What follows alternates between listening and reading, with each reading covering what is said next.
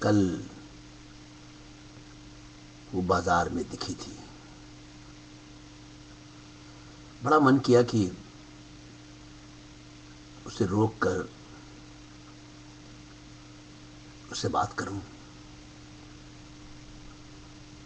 لیکن ہمت نہیں جٹا پایا. اور وہ میرے کافی قریب سے گزر گئی.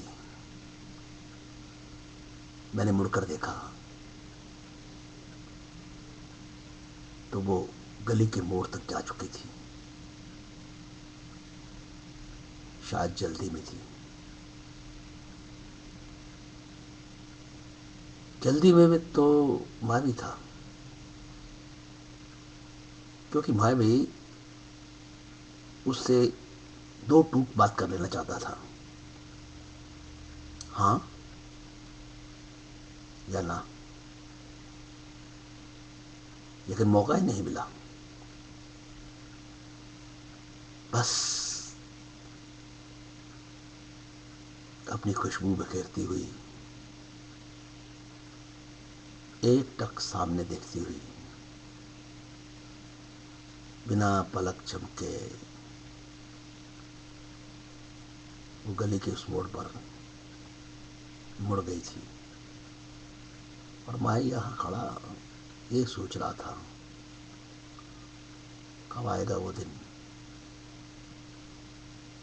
جب میں اپنا اظہار اسے کر سکوں گا.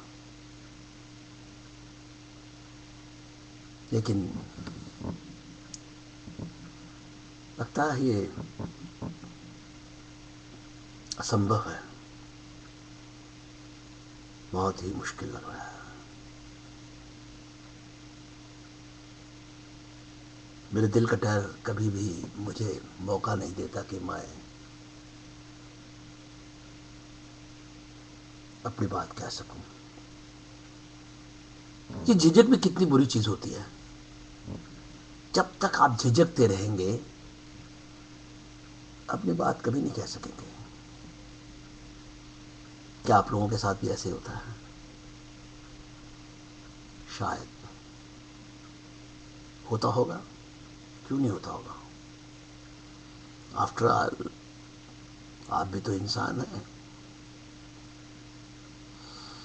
یہ کمزوری ہر انسان کے اندر ہوتی ہے، اپنی بات کو نہ کہہ پانا. ہزاروں باتیں ہمارے اندر ہی گھٹ کے رہ جاتی ہیں. روز پریتن کرتے ہیں کہ آج تو اپنی بات کہہ کے ہی چھوڑیں گے، لیکن جب جب موقع آتا ہے تب تک نہ جانے جھجک آگے آ کے کھڑی ہو جاتی ہے اور سب کچھ کہنے سے روک دیتی ہے. آج بھی تو وہی ہوا. اتنے قریب، یہاں تک کہ اس کی خوشبو بھی سنائی دی. مطلب خوشبو بھی مجھے سنائی، کیا محسوس کی. سننا تو اس کی آواز چاہتا تھا، وہ نہیں سنائی دی. ہے نا عجب بات.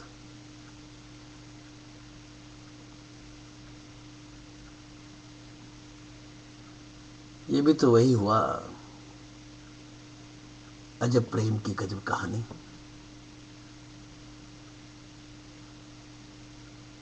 تعجب ہے کیوں ہوتا ہے ہر انسان کے ساتھ ایسے. دیکھا جائے تو ہر انسان کے ساتھ یہی کہانی گھٹ رہی ہے. عجب پریم، ایک دوسرے کو جانتے نہیں پریم کر رہے ہیں. اور غضب کہانی، غضب تو یوں ہے کہ جس کہانی کی شروعات ہی نہیں ہوئی ہے اس کا ختم کہاں سے ہوگا. یہی عالم تو ہمارا ہے. نہ کہانی شروع ہوئی ہے نہ ختم ہونے والی ہے، پھر بھی ہم نے اس کو سنجھا دے دیا ہے عجب کہانی، عجب پریم کہانی. بتائیے کہاں سے ہوئی یہ پریم کہانی؟ ارے بھی پریم تو شروع ہی نہیں ہوا. پریم کہنے کی تو ہمت ہی نہیں بڑھ رہی، پھر کہانی کہاں سے شروع ہو جائے گی؟ بس چلیے، ہو سکتا ہے ہمیں پھر سے موقع ملے. ہاں اگلی بار اگر مجھے موقع ملا تو میں آپ سے بات اپنے دل کی بات ضرور بتاؤں گا. فی الحال تو میں بہت جذباتی ہو رہا ہوں. جذبات میں نہ جانے صحیح شبد بھی نہیں بول پا رہا ہوں. क्षमा कीजिएगा. धन्यवाद.